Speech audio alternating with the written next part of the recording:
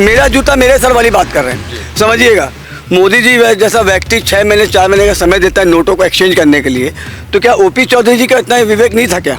85% किसान हमारे यहाँ। ऐसे राज्य में आप इस टाइप की कुछ भी नीति ले आएंगे आधी रात को अचानक, आप उसके बाद आप अपनी बयानों को मैनिपुलेट करेंगे, तो ठीक उचित नहीं है ना। तो यहाँ कौन सा विकास का नया मॉडल आ गया कि इसमें 800-900% हो गया? ऐसा क्या डेवलपमेंट आ गया कि यहाँ पर 800-900% बढ़ाने की जरूरत पड़ गई? धरातल में उतर के देखेंगे ना तो सब दूध का दूध और पानी का पानी हो जाएगा। माट और खरोरा में जितना रेलवे ट्रैक आ रहा है, लोगों को वहाँ पे मुआवजा मिलता। सरकार तो दावा कर रही ना कि हम लोगों को मुआवजा देंगे, गाइडलाइन बढ़ा के अच्छे से अच्छा मुआवजा मिलेगा लोगों को। तो ऐसा क्यों कर दी उन्होंने? रेट क्यों कम कर दिया वहाँ का? हमेशा बोला गया है कि जीवन के बस 3 निशान, रोटी, कपड़ा और मकान।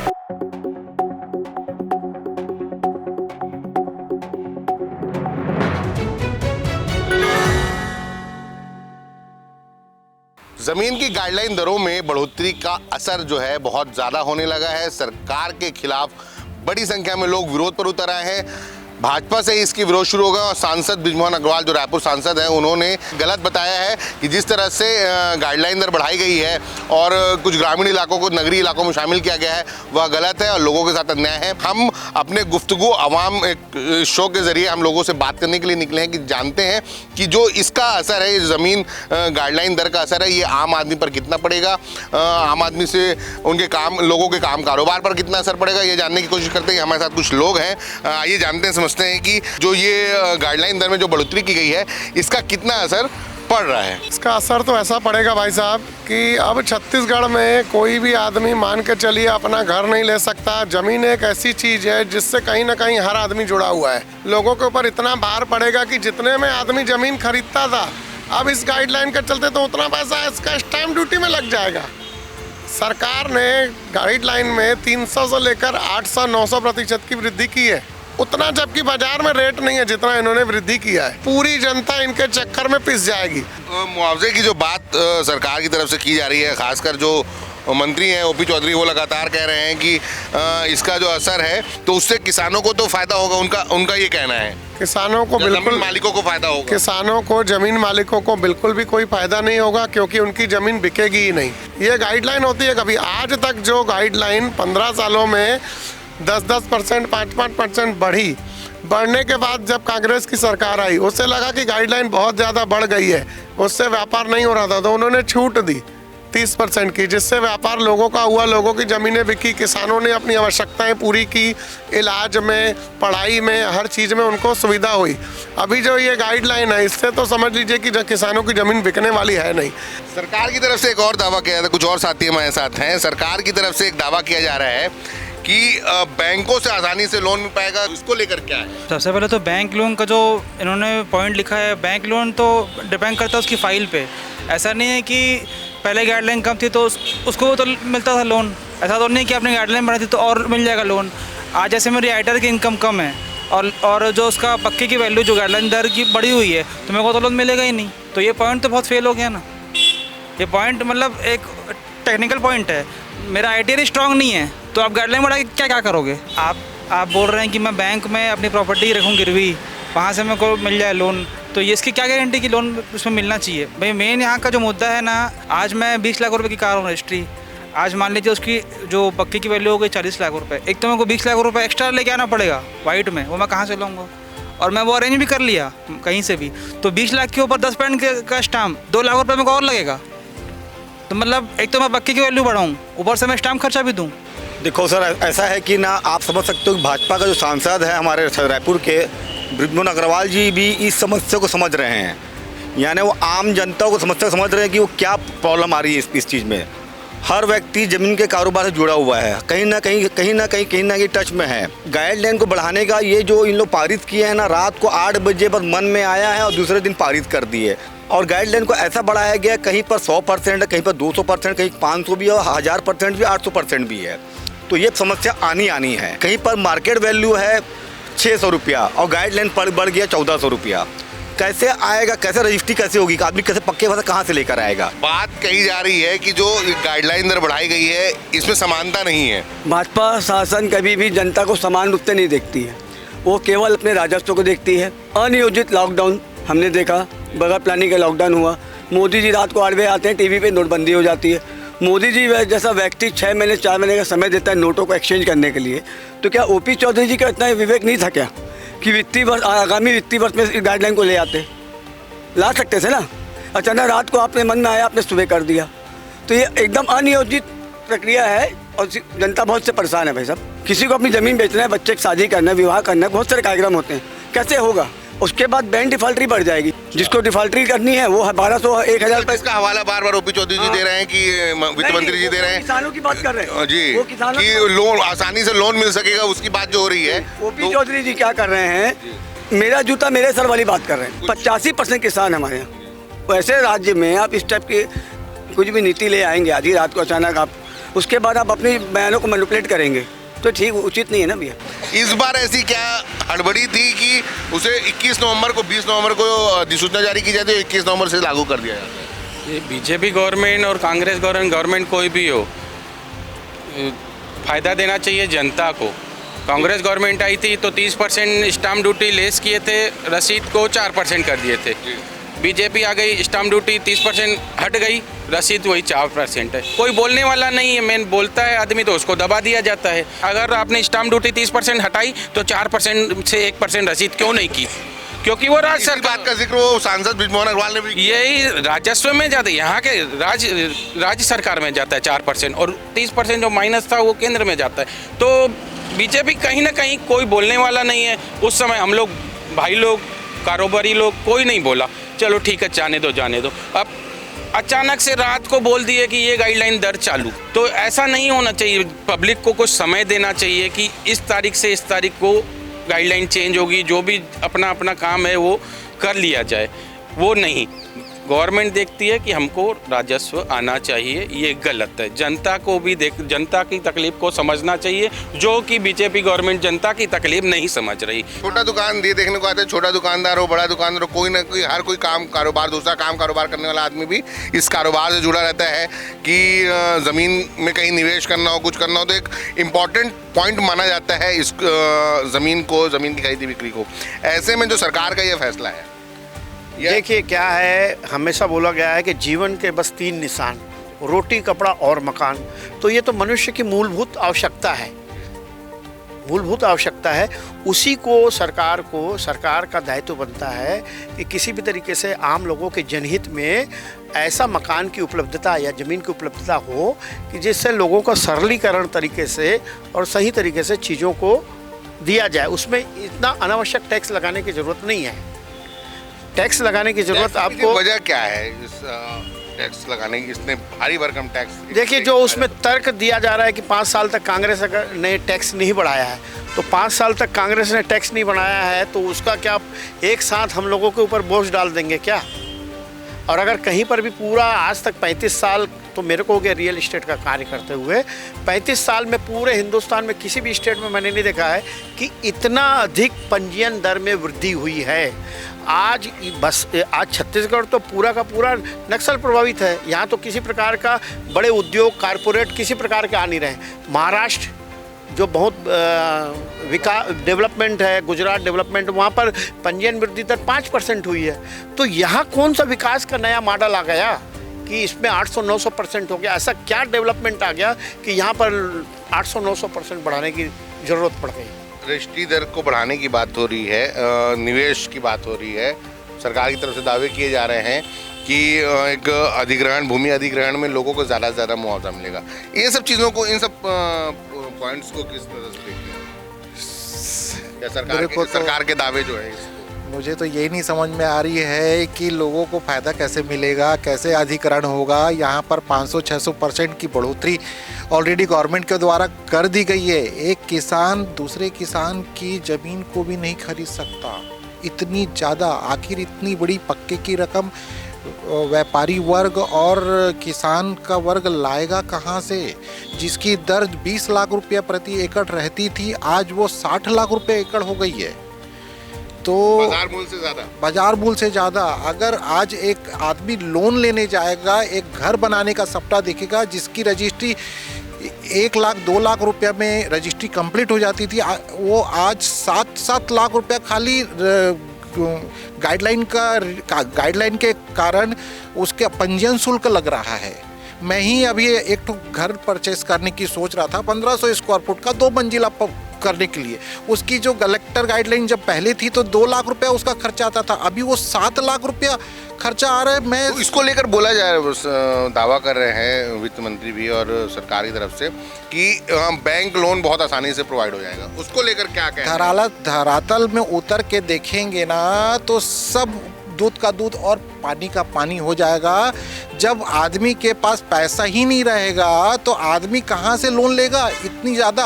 आज बड़ी हुई गाइडलाइन में वो परचेस भी तो रहेगा, पड़ी हुई गाइडलाइन में परचेस ही नहीं कर पाएगा। उसकी ईएमआई इतनी ज़्यादा आ जाएगी कि वो पे करने के हालत में ही नहीं रहेगा। एक व्यक्ति का घर का सपना घर में ही टूट के रह जाएगा। सर, जो गाइडलाइन दर बढ़ाई गई है उसमें समानता की कमी देखी जाती है कि अलग अलग जगहों पे अलग अलग दर बढ़ाए गए। कई जगहों पे जहाँ बढ़ना था, जहाँ बाजार मूल्य 10,000 12,000 है, वहाँ आज भी 2200 2300 2500 गाइडलाइन रेट है जो नया बढ़ाने के बाद भी।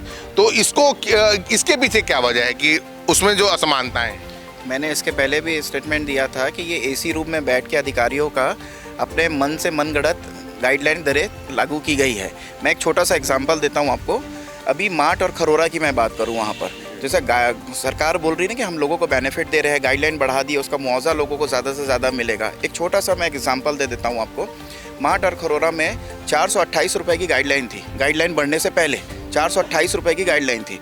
हमने सोचा कि गाइडलाइन चेंज हो गई है तो 700-800 रुपये करेगी सरकार, क्योंकि वहीं पे सबसे ज़्यादा रेलवे ट्रैक और स्टेशन आ रहा है। लेकिन वहाँ पे सरकार ने क्या कर दी है, 365 रुपये का रेट कर दी है, उल्टा गिरा दी। इसके पीछे वजह क्या है? इसकी वजह यही है कि सरकार को वहाँ पे मुआवजा बांटना है। और जो दूसरी जगह जो गाइडलाइन का रेट बढ़ा रही है सरकार, तो वहाँ पे सरकार को आम आदमी से पैसा लेना है, और जहाँ पे रेट गिरा दी है वहाँ पे मुआवजा बांटना है, तो वहाँ पे मुआवजा कम दो, और जहाँ पे मुआवजा नहीं बांटना है वहाँ पे सरकार से आम आदमी से पैसा लो। सरकार यही चाह रही है।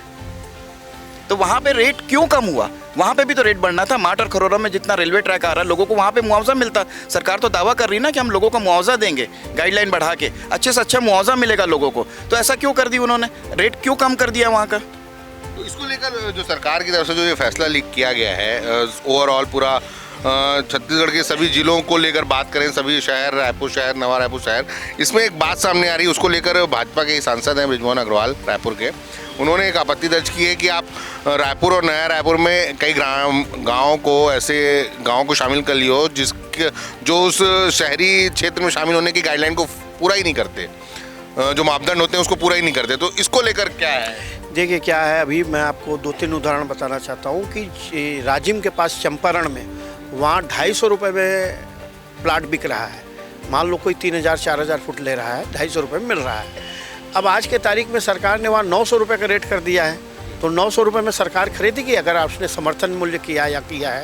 250 रुपये में बिक रहा है और 900 रुपये जितने का कपड़ा नहीं उतने का सिलाई खर्चा। बाजार मूल्य वहाँ 250 रुपये है वहाँ पर। हाँ, 250 में भी प्लाट नहीं बिक रहा है ऑलमोस्ट पूरे प्रदेश। अब एक चीज़ ये बताइए कि एक व्यक्ति से, मान लो इससे मैंने 2 करोड़ 3 करोड़ की ज़मीन लिया, तो उस पे 20 लाख 30 लाख रुपया सिर्फ सरकार को सील ठप्पा लगाने के दिया जाए क्या? आज कोई तो मापदंड होना चाहिए ना किसी भी प्रकार का। मतलब इतना ज़्यादा पंजीयन दर तो कमर तोड़ रहा है लोगों का, और सब प्रभावित है इससे। किसी की उसमें बढ़ाया गया है, बोल रहे हैं सरकार का राजस्व बढ़ेगा। ऐसा नहीं लगता कि जैसे जिस तरह से ज़मीन अभी तक लोग ज़मीन में निवेश करते थे, ज़मीन खरीदते थे, उसकी वजह से रजिस्ट्री का जो दर है, रजिस्ट्री कराने का जो दर है, जैसे औसतन 100 रजिस्ट्री होती थी तो 10 रजिस्ट्री होगी, उसमें कमी नहीं आएगी इतना दर बढ़ाने की वजह? उसमें कमी 100 नहीं 500% आएगी। और आप खुद भी देखे होंगे कि एक उदाहरण देना चाहूँगा, एयर डेक्कन ने जब फ्लाइट का शुरू किया था तो क्या बोला था कि मैं चप्पल पहनने वाले को भी हवाई यात्रा करा दूंगा, तो उसने 2000-3000 से की थी। तो आज के तारीख में आप देखिए कि फ़्लाइट में चढ़ने वालों का कितना वॉल्यूम बढ़ गया है। कोई भी चीज़ को अगर कम किया जाता है तो वॉल्यूम 500% बढ़ जाता है, उसमें सरकार को रेवेन्यू बहुत वृद्धि होती है। अगर आप रेवेन्यू बढ़ा देंगे ना तो वॉल्यूम बहुत कम होगा, उसमें सरकार को ही नुकसान है। सरकार को तो जनहित में करना चाहिए ना। सरकार का दायित्व ये होता है कि अंतिम व्यक्ति तक सरकार की योजनाओं का फ़ायदा मिलना चाहिए। जमीन की गाइडलाइन दर की बढ़ोतरी के बाद लगातार इसका विरोध हो रहा है और रजिस्ट्री दफ्तर में जो रजिस्ट्री कराने वालों की संख्या है वो कम हो गई है। मैं आपको आज का आंकड़ा बताता हूँ, 125 रजिस्ट्री औसतन रायपुर में हर रोज होती थी इस गाइडलाइन दर से बढ़ाने से पहले, लेकिन आज जो है वो 67 रजिस्ट्री हुई है।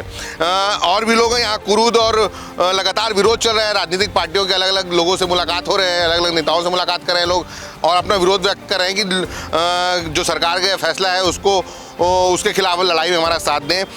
कुरूद से एक साथी यहाँ आए हुए हैं, हम उनसे जानने की कोशिश करते हैं कि कुरूद में जो रेट है वो किस तरह का जो रेट बढ़ा है उसको लेकर क्या असर पड़ा है। कुरूद में जो गाइडलाइन पहले थी और अभी है, आज 15 दिन से कुरूद में रजिस्ट्री की नाम मात्र रजिस्ट्री हुआ है, जो राजस्व विभाग के लिए नुकसानदायक है।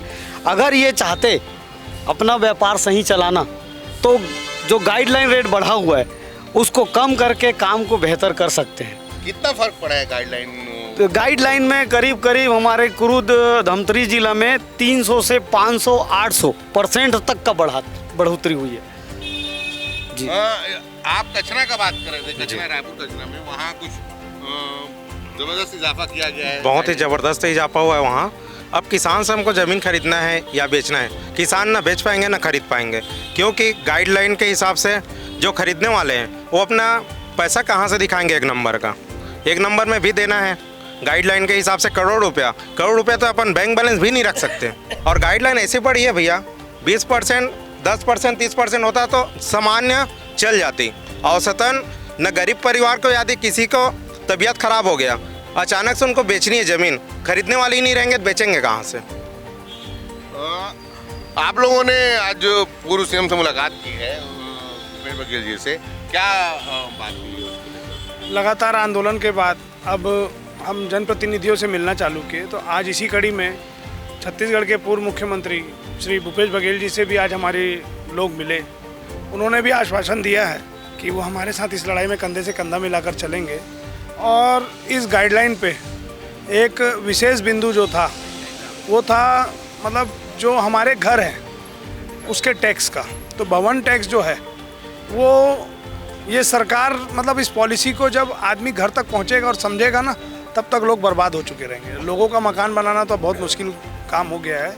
आने वाले समय में आप ये देखना जरूर कि व्यापारी आत्महत्या करेगा, किसान भी आत्महत्या करेगा, व्यापारी से लड़ाई करेगा, बैंक डिफॉल्ट होंगे।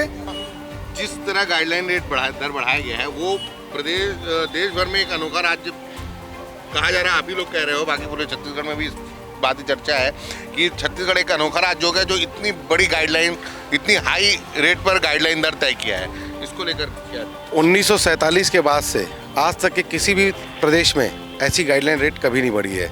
एक औसतन बढ़ती है 20%, 15%, 30%, पर यहाँ पर जो गाइडलाइन बढ़ाई गई है 800 गुना, 1000 गुना बढ़ाई गई है। और जहाँ पर ज़मीन का रेट 20 लाख था वहाँ पर आज 1 करोड़ 20 लाख कर दी गई गाइडलाइन के माध्यम से। और इसका इफ़ेक्ट जो है आम पब्लिक और किसानों पर ज़्यादा पड़ रहा है। और इसके बाद एक आकर्षण की बिंदु ये बताऊँगा मैं आपको, जैसे कि अभी जो टैक्स जो बढ़ा रहे गाइडलाइन के हिसाब से, पहले लगता था 0.3%, अब उसको कर दिए 0.6%। मान लीजिए कि 1000 रुपये गाइडलाइन थी, उसका सालाना 3% लगता था, मैंने 3000 रुपये सालाना लगता था। अब उसको गाइडलाइन को कर दिए 5000 रुपये फीट, तो 50 लाख का हो गया 6%, मैंने 50 लाख का 6% आप निकाल लीजिए।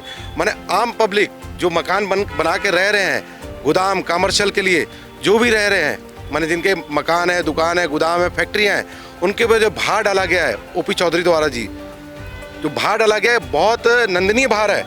इसको सोच समझ के देना था भार को। आप 0.3% को 30 साल के लिए होता था, अब गाइडलाइन हर साल बढ़ेगी, उसका हर साल भार बढ़ेगा। माने अभी जैसे गाइडलाइन 5000 हो गई, नेक्स्ट ईयर 5500 कर देंगे तो 5500 के हिसाब से देना पड़ेगा। उसके अगले साल 6000 होगी, 6000 के हिसाब से देना पड़ेगा। पब्लिक की जेब में डाका डालने की कोशिश की जा रही है, आप लोगों का ये कहना है। जो ये दर जो बढ़ाई गई है इसको लेकर विरोध चल रहा है, आप लोग भी लगातार कर ही रहे हो, आम पब्लिक भी परेशान है। आम पब्लिक पर और किस तरह का भार पड़ेगा इस दर से? ये ऐसा हो रहा है कि हम लोग डेली कमाओ डेली खाओ वाला चल रहा था। यहाँ पर तो हमको रोड में आना पड़ जाएगा, हमारा फैमिली कैसे चलेगा उसकी गहरी चिंतन में हम लोग तो।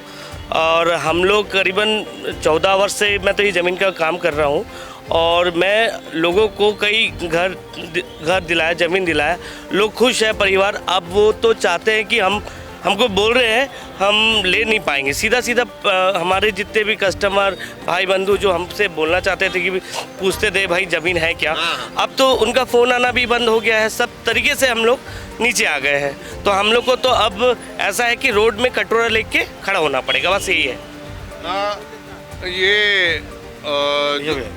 जो जिस तरह से दर बढ़ाई गई है इसको लेकर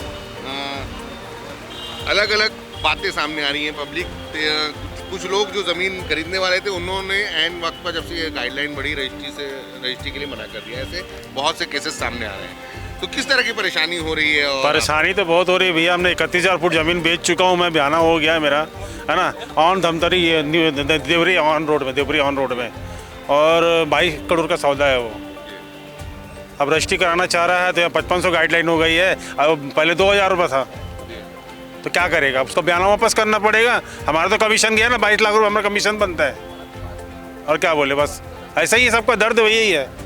तो सुना आपने कि गुफ्तगू आवाम से इस हमारे शो के तहत लोगों ने किस तरह अपने तकलीफ बयां की कि जो सरकार की तरफ से गाइडलाइन दर में जो बढ़ोतरी की गई उसका कितना व्यापक असर इनके काम कारोबार पर हुआ है। खाली ज़मीन की खरीदी बिक्री करने वालों पर ही इसका असर नहीं पड़ा है, प्रॉपर्टी डीलर के अलावा ट्रेडर्स, बिल्डर्स, छोटे बिल्डर्स जो हैं उन पर भी इसका असर पड़ा है। और जो गाइडलाइन दर बढ़ाई गई है उसकी वजह से ज़मीनों पर जो मकान कंस्ट्रक्शन जो 1500 square feet, 2000 square feet, 1000 square feet जो मकान कंस्ट्रक्शन का जो काम होता था उस पर भी इस पर असर पड़ा है। इस वजह से सीमेंट, गिट्टी, रेत, बालू की सप्लाई जो है उस पर असर पड़ा है कि जो सप्लायर हैं उनके बुकिंग्स जो है वो बंद हो गए हैं। इसके अलावा मैं आपको एक बात बता दूं कि जो ये फैसला लिया गया है इसमें 3% से 6% मकानों के जो टैक्स हैं, शहरी इलाकों में जो मकानों के टैक्स हैं उसको भी बढ़ाया गया है, जिसकी वजह से कहीं ना कहीं आम आदमी पर भी इसका असर पड़ना शुरू होगा। ये जो गुफ्तगू आवाम शो के जरिए हमने लोगों से बात की और आप तक पहुँचाने की कोशिश की कि जो सरकार का यह फैसला है वो कितना असर उसका व्यापक स्तर पर उसका असर पड़ा है। हम लगातार इस अपने शो के जरिए लोगों की तकलीफ, लोगों की जो परेशानियां हैं वो आपके सामने लाते रहेंगे और आवाम की राय भी जानेंगे कि उसमें आवाम का क्या कहना है। कैमरा पर्सन कलीम परवेज के साथ Danish Anwar, the lens.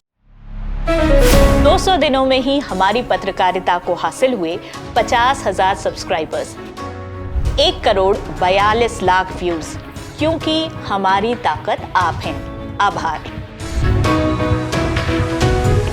TheLens.in, ना काहू से दोस्ती, ना काहू से बैर।